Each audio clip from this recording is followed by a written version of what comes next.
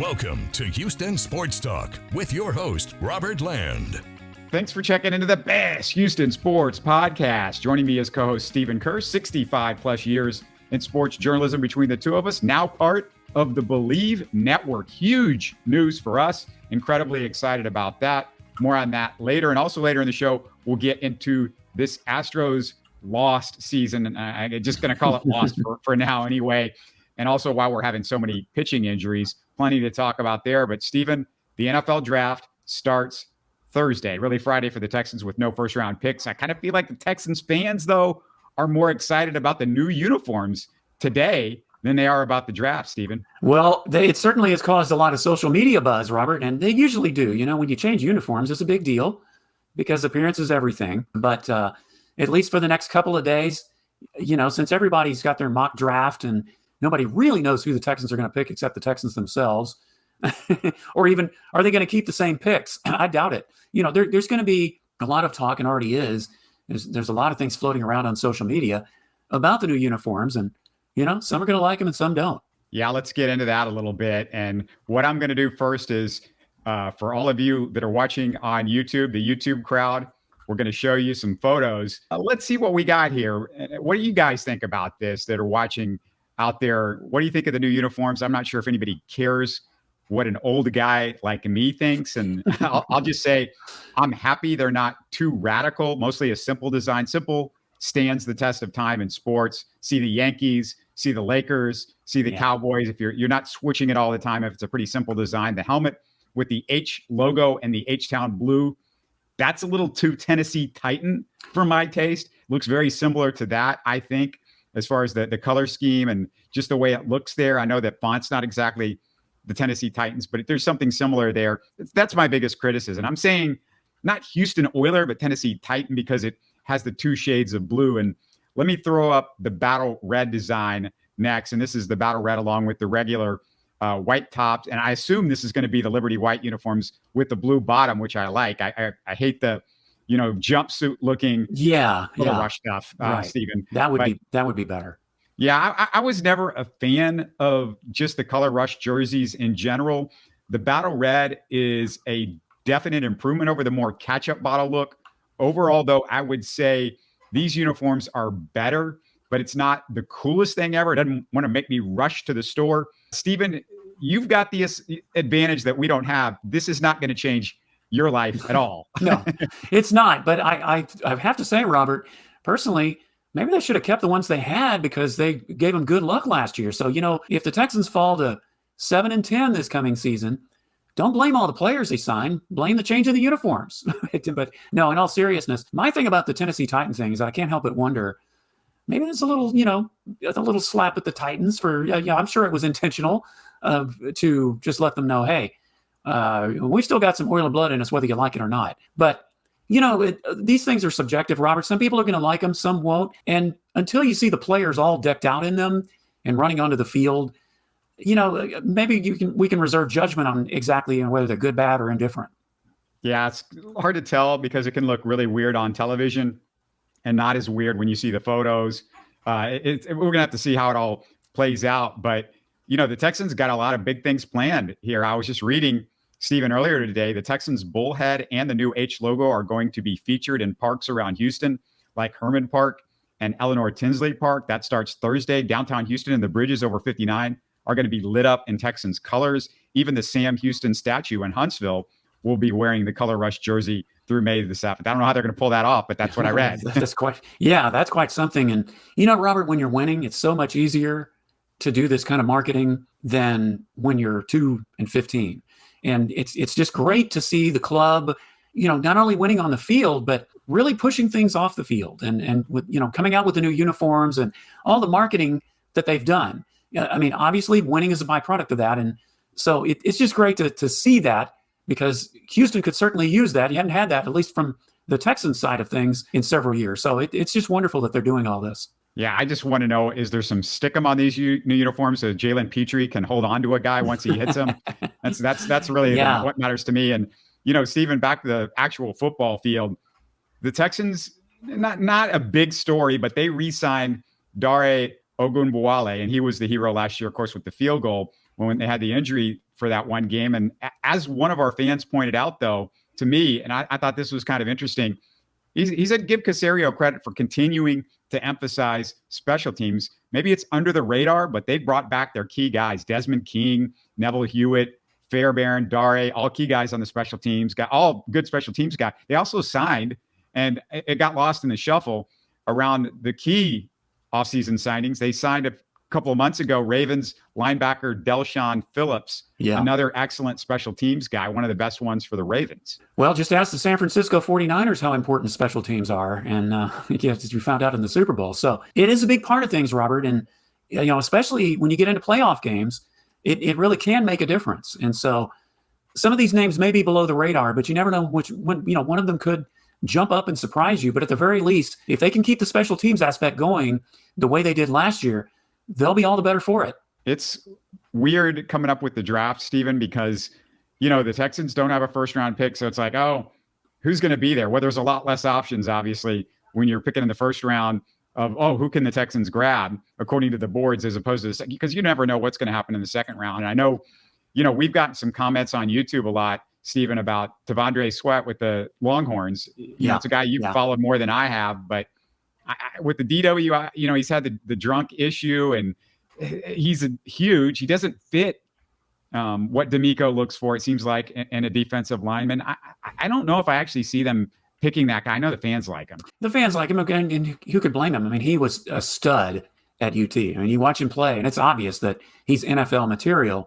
And this all happened during Pro Day, and it's just unfortunate. These guys, I know they're young, and they're excited about, the possibility of getting drafted, but that's all the more reason that you need to keep your nose clean. And guys like him, the thing about it is, Robert, when you're talking about some guys may be around and some may not, a lot of it depends on how deep the positions are in the draft. Like cornerback, for instance, pretty deep pool of cornerbacks. Same with wide receiver. So even if you're not going to grab that one, the first round pick, there's still going to be some guys left in the second round. And again, you never know who's going to drop and who might shoot up and be a surprise that you thought might be a lower round pick. So it's really just hard to say, and we won't know until the draft actually comes of what the Texans will have left when it's their time to pick. Yeah, the difference maker type of guy for the Texans, Stephen, somebody that could come in and really help you at safety, at cornerback. There is room to start at those positions, and I feel like those are the two key positions. Defensive tackle, there's opportunities to start too, so if you want to add that one, but really the secondary to me is what I'm most concerned about at this point. If they draft a wide receiver, they're not going to expect anything from him until next year, with the possible departure of Stephon Diggs, and hopefully not, but if there's some issue with re-signing Nico Collins, that's going to be a big deal, but not this year. If you do draft an offensive lineman, maybe they've got a shot to beat out Kenyon Green, but otherwise, really the secondary, to me, it's where you could make an impact as far as the draft is concerned. Yeah, absolutely. And, I know the Texans signed Jeff Okudah and CJ Henderson, but I think those are depth guys. And so, they've got to find something else in that position, somebody that can really step up and give the secondary what they need. Because the pass coverage had its ups and downs last year. And if you can shore up the secondary, add some depth at wide receiver, that's why the signing of Stephon Diggs was so big, because you don't have to put one of those first two picks to get a wide receiver now, somebody that would be an impact player. Yeah, I'd have to agree with you. The secondary is a key need. I mean, the offensive line, I still think they need to draft a guy pretty high up, maybe with their third pick, just because there's still so many unanswered questions at certain positions. And Kenyon Green, you mentioned that.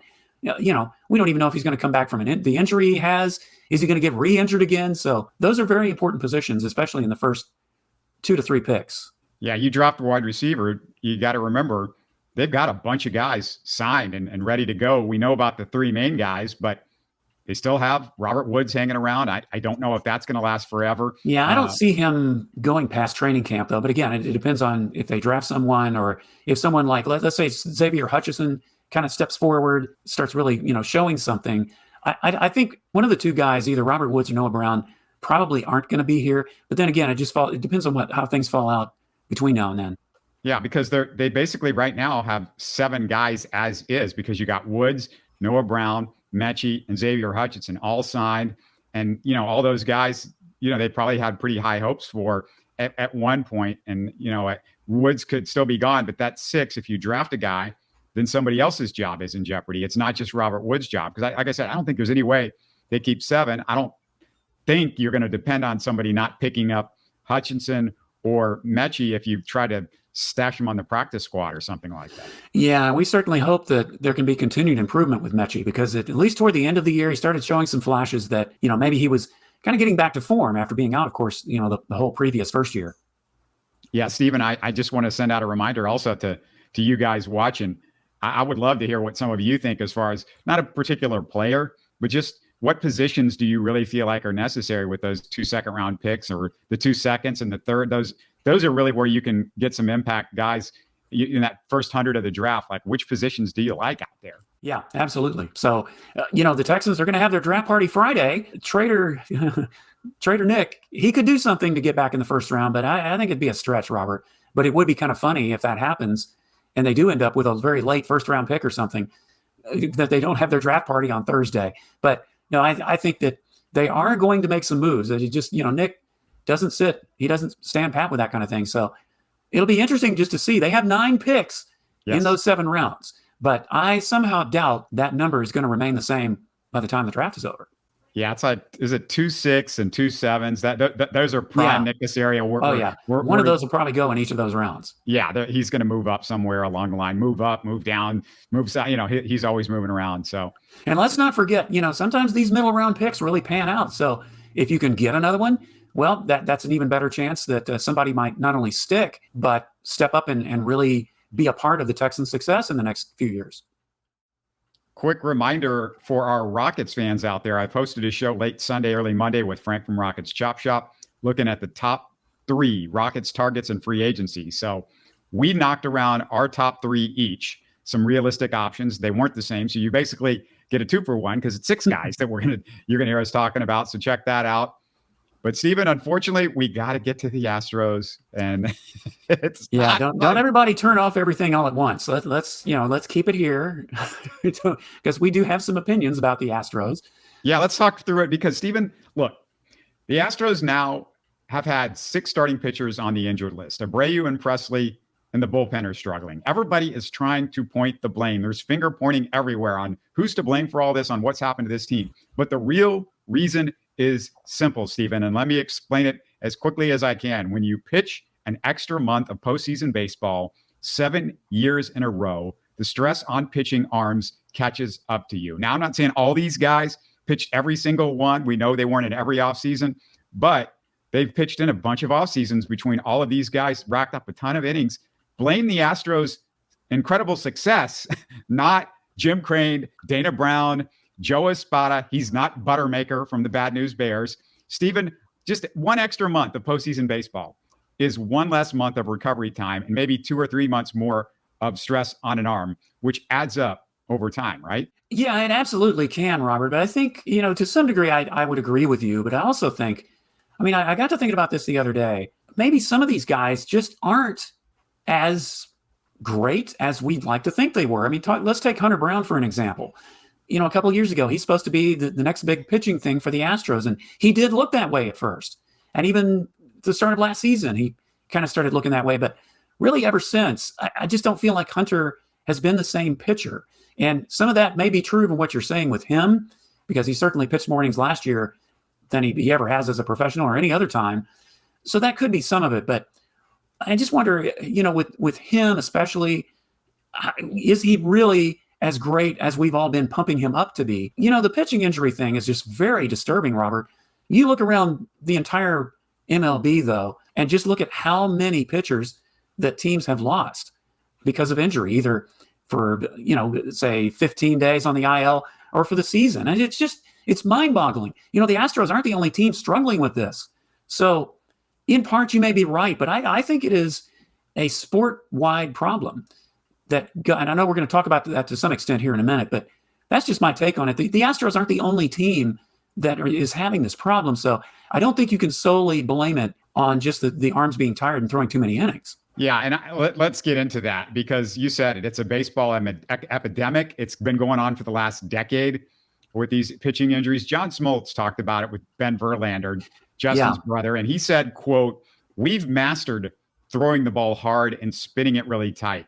You cannot throw the ball, though, that hard with that spin and sustain it for 7 to 10 years.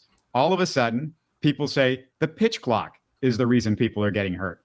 Everybody comes up with these nonsense excuses, said Smoltz. That's why I can't be quiet anymore. Do you agree, Stephen? Yeah, I absolutely agree. And this is not the first time that John Smoltz has been outspoken. I think in his book, I can't remember the title of it, he addresses the pitching problem in his book. And yeah, I absolutely agree, Robert. And we're not just talking about major league players. We're talking about kids. When you're talking about travel teams and how competitive they are, and these coaches are trying to teach these kids not only to throw hard or harder, but to start doing these breaking pitches and putting more spin on the ball. I'm sorry, a kid's arm is not ready for that at that early age. And then you talk about pitchers that, pitch in these tournaments 2-3 days in a row. That's where I think the problem starts, Robert. I think it starts on the youth level. And I also think it's just how pitchers are training. They're training differently than they ever used to. I mean, you look at guys like Nolan Ryan and so many of these other great pitchers, they threw 140, 150 pitches at a start in some cases. So to say that, they're throwing too many pitches, it's just not, it's not hitting the mark. It's how you're throwing them. And when you keep trying to throw harder and harder, and then you start spinning the pitches with your arm, it just can't happen. So yeah, I absolutely agree with what Smoltz said.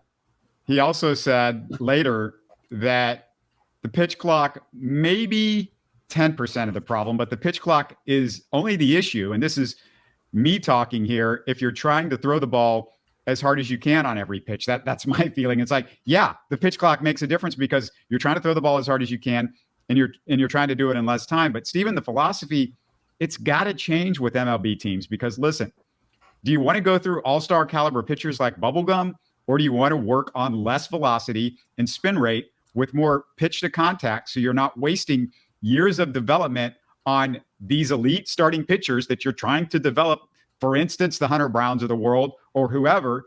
So you fix the starters, and not only do you fix the fact that these injuries are happening to the starters, but you also fix the injuries to the bullpen and the great bullpen arms that you're losing because you're having to pitch them so much. With Major League Baseball, it seems to take them forever to address an issue.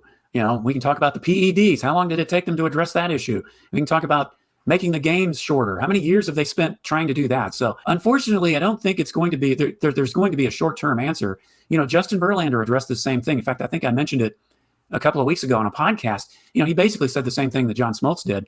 And something else that he said is, yeah, it's a problem that needs to be fixed, but he doesn't anticipate the problem being solved anytime soon. And unfortunately, Robert, I think he's right. I just don't feel, it's not something that you can clear up in the next year or two. It's going to have to be something over the long haul. And again, you're going to have to get youth teams involved and college teams because they're doing the same thing. So unfortunately, that's not helping the Astros now when you have half a dozen pitchers out because of this. But yeah, this is alarming. But with the Astros, it all happening at once like this, really over the last couple of years, when you don't have a farm system that's, a top rated one, you're having to dip into what little system you have. That's one of the reasons the Astros are struggling this year, honestly. Yeah. And listen to this. I mean, the Astros, you could get mad at them because, they didn't spend money on Hector Neris or Phil Maton or Ryan Stanek or Blake Snell. Let me just, about 24 hours ago, so maybe something changed yesterday, but I just looked at the numbers. And the last numbers that I saw as of Sunday night, Hector Neris had a 1.87 whip. Phil Maton had a 1.889 whip. Blake Snell had a 1.971 whip. And you don't want to see his ERA. It's as ugly as a lot of the Astros pitchers in the bullpen. Ryan Stanek had a 1.667 whip. So don't blame the Astros because they didn't re-sign those guys, which, by the way, major playoff innings for Neris, Maton, Stanek over the last few years. I mean, all that stuff, it wouldn't have mattered. Yeah, it actually adds emphasis, what you just said, to what I was thinking and was going to say too, is you can't say that you resign those guys that they're going to have the same years that they had last year. And obviously, at least so far, that's being played out. And unfortunately for the Astros, it's playing out with Josh Hader. Josh Hader is considered the best closer in baseball, and rightfully so the last several years. But he signs with the Astros, and immediately he's off to a bad start. Ryan Presley, I know he's switched roles and everything, but come on, it shouldn't take you 23 games to get used to being a setup man, especially since you were that several years ago. I think some of that is mental with him, and we can get into that. That's a different story. But I think there are just a lot of factors. As you've seen, the back end of the Astros bullpen is supposed to be superhuman, just isn't performing. So you can't really say that, oh, well, if we had just re-signed Neris and Maton and Stanek, that we'd be much better off, because obviously that's not playing out in a lot of cases. Yeah, and let's remember, if you re-signed all those guys, how does that fix Presley and Abreu, who have still stunk? And, if you probably wanted them also to sign Josh. That's the problem, is those back three guys have been terrible, been blowing saves left and right. They're as much of a problem as anything. Also, Stephen, not sure how much Astros leadership has played into what's happened, but this is a reminder of who they've lost over the years. I'm going to go over some names that most of those type of leaders have not been replaced with other locker room leaders. We're talking about Springer, Correa, Brantley, Brent Strom, Maldi, AJ Hinch, Dusty Baker. I mean, you can even go back to Brian McCann, but of course we sort of, replaced him with Maldi at one point. Yeah. But if you look at this, it's about leadership in this locker room. Even Yuli wasn't a vocal leader, but I'm sure he had some cachet. Altuve and Bregman, they just lead more by examples. Right. Yeah, that's exactly right. And the biggest reason for that, Robert, with the exception of a few of the names you mentioned, like AJ Hinch, Dusty Baker, Brent Strom, these other guys, Springer, Correa, they were replaced by young guys. Kyle Tucker, Jeremy Pena, Maldi replaced by Yainer Diaz. These are young guys. They're not just going to walk in and suddenly take over the clubhouse any more than Jose Altuve did when he came in 2011. It takes a while to get that kind of leadership, if you get it at all. And some players are just not geared that way. I mean, if they were, then everybody'd be a leader. So, yeah, it is a problem. I think that it may be, I wouldn't say it's the major contributor to why the Astros are struggling, but it's certainly a factor, especially when you are losing. You need guys like Maldi and, some of these others. Correa was very big about this, and even Altuve to some extent, stepping up when the team was struggling, having a closed-door team meeting and addressing the guys and just making sure that everybody's on track. And I don't know, they may be having secret team meetings for all we know, but that is a big factor, Robert, is that some of these guys that are young, either it's going to take them a while, or in some cases, it's just not going to happen. Yeah, I heard that Verlander made a speech on Wednesday. Unfortunately, it only worked Friday, and then by the Saturday and Sunday, it worked when he pitched, but not the rest of the series. Yeah, exactly. And you can include Verlander in that leadership role but again, he leads by example. And sometimes, honestly, I think one of the biggest problems, Robert, is that we've expected the Astros to continue this trajectory. And let's be honest, when you look at guys like, let's say Brian Abreu, for instance, let me use him as an example, and Ryan Presley, they have had killer years the last several years. They're due for a down year. And it's not something you wish for, not something you want to have happen, but it's just going to happen. It's, especially with relief pitchers, man, it's extremely difficult to be that consistently good year in and year out. So I think some of this we probably should have expected, but obviously, our heart is going to rule, because we think, well, the Astros had pretty much the same squad, a few changes here and there, so they should still be pretty good. And certainly we didn't expect them to basically be falling off the table like they have. Everybody's discussed the lack of clutch hitting, so this is not like breaking news or anything, but we know that's been an issue. One guy I specifically, though, worry about is Yainer Diaz. It's not just this season, but in his 2 seasons, he's hitting .226 with runners in scoring position. That's 128 at-bats. Pretty big sample size.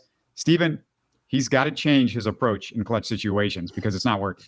No, it's not working. And I wish there was a batting coach we could ask, what do you do to help guys hit in clutch situations? I mean, I know some coaches, some youth coaches, I've talked to many of them, and they try to simulate things in practice. And I'm sure the major league players do it too, put some pressure on you, not a wager per se, but something that's kind of on the line to kind of get you mentally prepared for that. So I don't know what the answer is to fix something like that with Yainer Diaz and then some of the other guys who have that same problem.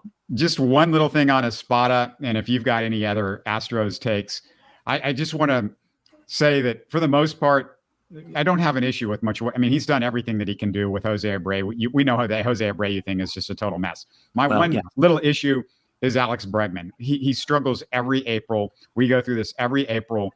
He doesn't deserve an automatic spot batting fourth or third in this lineup with what he does in April. Move Alex Bregman down until he can prove to you that he's hitting in April. And last year, I think it went even into a lot of May, until he can prove to you that he can hit. I always say this: you're allowed to move a guy back up the next day. They don't make you have the same lineup every single day, Steven. So let him get going a little bit later in the lineup, and then you can bring him back up. Unfortunately, the lineup has looked shorter and shorter because now Abreu's struggling. Yeah, that's what I was going to say is, well, who are you going to put in the cleanup spot, though, to replace him? I mean, you've already moved Abreu down because he's struggling, so he's not the answer. Mauricio Dubon, he hits in the clutch. He's the one guy. He hits in the clutch, yeah. I mean, and then that, of course, brings up a whole new thing is he going to be your everyday center fielder? Because if he is, maybe that's something you consider. Because, yeah, he has been hitting in the clutch and even hit a home run the other day, and he doesn't hit that many. You kind of like your cleanup guy to hit a few of those, but, certainly Bregman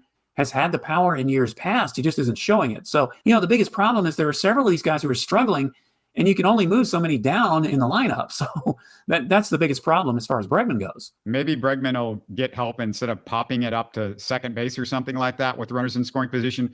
They're going to be in Mexico this weekend, so maybe that pop-up turns into a home run. I don't know. Well, yeah, I'm sure hoping that the Astros can start hitting some home runs in Mexico and maybe get some momentum going. But, it's just, Robert, it's hard for us to go through this. Talk about being spoiled. Now we know how, say, Yankees and Red Sox and Dodgers fans feel when their teams go through down periods. The Dodgers aren't exactly hitting on all cylinders with all these star players they signed. So everything on paper, it may look great, but until you get out on the field, it can sometimes be a totally different story. And while I'm not ready to write off the Astros season just yet, I'm getting pretty close because I think we've had enough of a sample size to feel, this team has really fallen off the cliff. And, the digger you dig the hole, the harder it is to get out of it.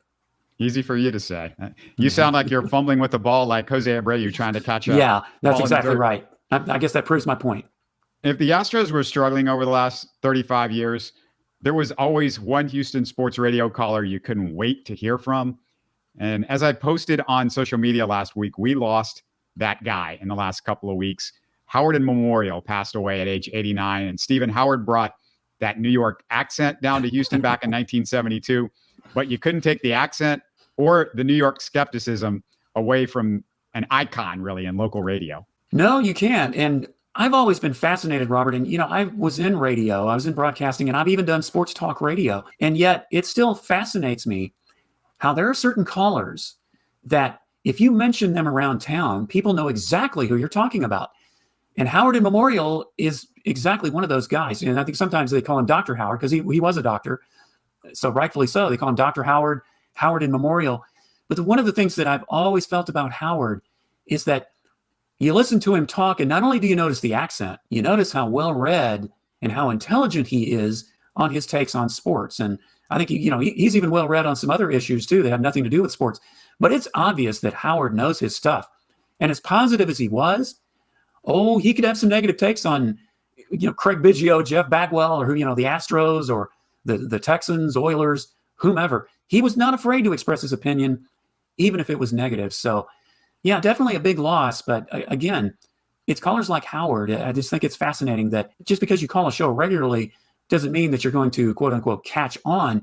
But some guys do, and he certainly did. Nobody kept Bagwell and Biggio in check more. And it's very ironic that Howard in Memorial goes down about the time that Jeff Bagwell is like he's the bad guy in the Jose Abreu issues and stuff like that. Howard would want to make a point on that if he were certainly feeling pretty good about that, if he were in good health and still with us. But also people need to know that Howard was a GI doctor in Houston for many, many years, just a really intelligent person. You talk about well-read. He read, according to his daughter, or according to the obituary that I saw, I'm not sure who wrote it, but 4 different newspapers every single day, several books every week, or constantly. He was always reading different books and stuff like that. Yeah. Just really intelligent guy, thought out person, religious person from what I read as well, deep into his Judaism, and happy Passover for everybody out there celebrating Passover. But just, he was an original, and really you loved listening to him I think a lot of us did. He was as much a part of the scene as the sports host, the different stations and things like that. What's interesting is I'm kind of surprised they never gave him his own show. I mean, there are some callers who have actually turned that into having their own show, or at least, co-hosting with a show. Matt Jackson did it. Matt Jackson. Yeah. And there was a guy in Dallas named Leon Simon who was on KLIF. He was a barber by trade. He was a barber during the day. And, he started calling one of the shows on KLIF. I think it was in the evening. He ended up not only being on the show as a guest, but he ended up co-hosting the show. So I'm kind of surprised that nobody said, "Hey, Howard, why don't you come be on the show with us a little more regularly, just as a part-time co-host even." Yeah, Sean Pendergast is another name, and he was a regular caller into Jim Rome and sort of gained some fame with that. That's right. I forgot about that. And you talk about, why they didn't give him his own. They would call Howard and Memorial up if he hadn't called in a week because they were worried about him. And sometimes they would, like, "We need you to call. You're part of the show, man. We need you. You haven't called in a week," or something like that. Yeah, that's the next best thing, I guess, to saying, "Hey, why don't you, let's give you your own show." So that's remarkable. And I'm in Austin, so I haven't lived in Houston in a number of years. So I don't know how recently Dr. Howard has stopped calling, but man, I always made sure I listened more carefully whenever he would call in. Yeah, the difficulty is that some of these shows just aren't taking as many callers, I've noticed. Yeah. And also another, it's part of, I think, people don't like to use the phone to actually call people. And that's why they weren't getting as many callers. And also they're trying to do different things in sports radio than they were doing before. And it's hard because to rely on callers to kind of help a show. You've done sports radio, Stephen. Let me tell you, I could tell you there is very few things more challenging than doing even a 2-hour sports talk show, having no guests and absolutely no callers. Because I did a show that started out at a station that had just signed on the air. So hardly nobody knew about it. So you're going to do a 2-hour sports show. You're not going to expect, you have to plant calls in those cases. So yeah, you're right. It's very difficult to do that.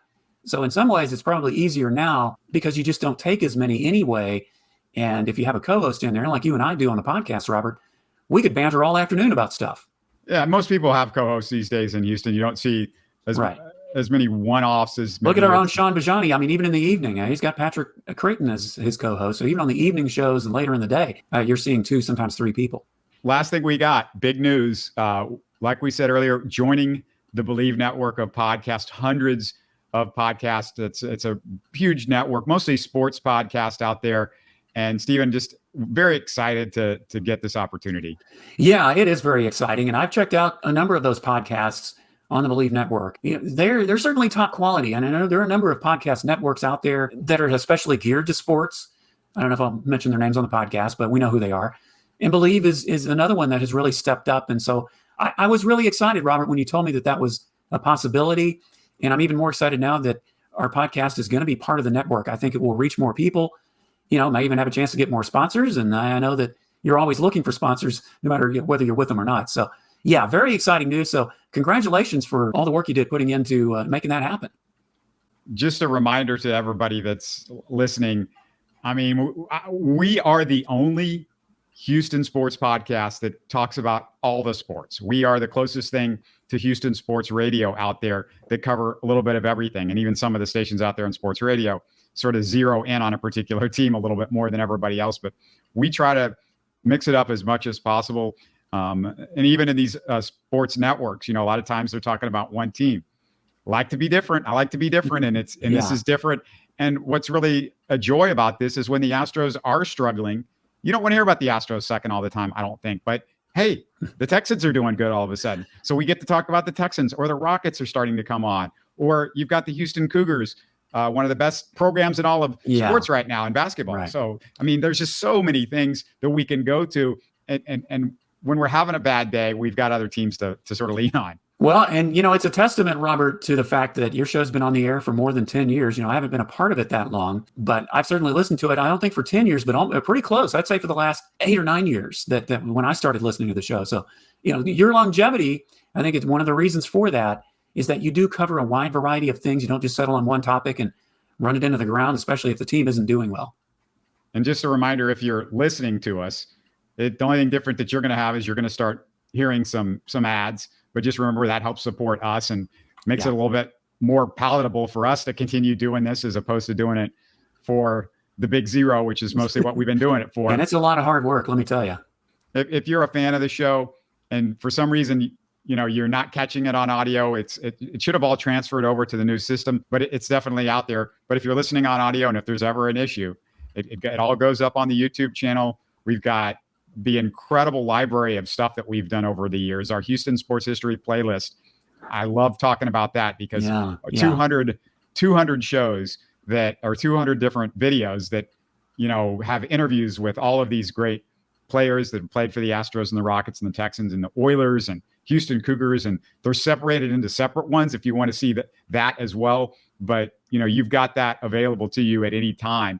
And the YouTube channel is going to continue as is. And that was part of the deal. And we wanted it to be like that because, I think a lot of you fans do like having it on YouTube, but it's available out there. If you're on the go, you don't have time. You're like, I don't want to sit there and watch you guys. I would rather be able to listen to it on the run. Well, we've always had the audio stuff for you. So that's available. And it's available in all the great spots like Spotify and Apple and just about anywhere you're going to get your podcasts. But, I use Downcast. And so it's always on there too. And if you think there's something that we're not covering or we can do better, let us know about it. We want to hear from you always. You can put it in the YouTube comments. You can, catch me on X. You can catch me on try our Facebook page and put something down there. But, the best thing really for me these days is in the YouTube comments because I go through every one of those. They're not just thrown away. The better they are, the more I'm likely to react to them because some stuff I would prefer to react to and some stuff I'm like, well, that's not the greatest comment in the world. And just remember, we're doing the best we can. Absolutely. And we want you guys to enjoy it and keep listening to us because it's fun when you guys interact with us. So, Stephen, looking forward to another big week in Houston sports because the draft's just around the corner and hopefully the Astros can get something done in Chicago and Mexico before our next show. Yeah, absolutely. Well, at least, by the time we have our next show together, the draft will be over and we can sit and talk about the Texans picks. So that'll definitely be something exciting to talk about. And, if the Astros could just win more than 2 games in a row, that in itself would be exciting to talk about. Yeah, I'm definitely going to also look for some people that talk to us about the specific picks that know more about those guys, just as we've done in free agency. We've done that in the draft over the years, bringing in experts, people that covered the players that the Texans pick up in the draft. So keep an eye out for that. We'll look for opportunities to bring those people aboard, hopefully by next week. But always good to talk with you, Stephen. We'll do it again soon. Same here, Robert. You're listening to Houston Sports Talk. Hey, don't forget to support us by subscribing and commenting on YouTube. You can always listen to us on Spotify, Apple, or your favorite podcast app. Tell your friends about us and share our show links on social media. Spread the word, everybody. Thanks for listening.